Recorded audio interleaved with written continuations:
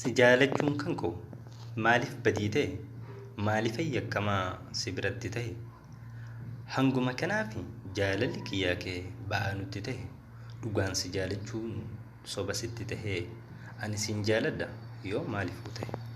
Qalbii too cabsitee maaliif na yaachista? Si dhabuu hin danda'u maaliif sobaan jettaa? Ana na yaachistee ofiif nagaan raftaa? Maalumaan balleesse maaliif na dagatta? Yaa jaalala sobaa rakkoo dhala namaa, namni wal jaalate maaliif sossobama? Jaalalti dhugaadhaa sobaan deeggarama moo akkuma baran qarshiidhaan bitama?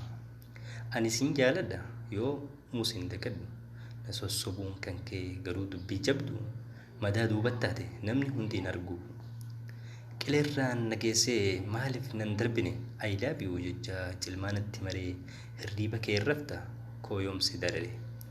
Yaa sobama qaddu yaa dhugaa mul'adhu, nama wal jaalate mee jidduu maqadhu. Dhugatu hadhaa'e sobatu dhangaggaahe. Sobaan wal jaalachuun aadaa namaa ta'e. Jaalalti dhugaadhaa dhiheenyuma kana qarshiidhaan bitame. Na gaafachuu feenan viidiyoo ol jedhe sittan hima waan ta'e.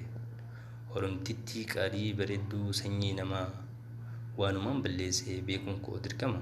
Anis irraa hafe dhaamsi koo kanuma.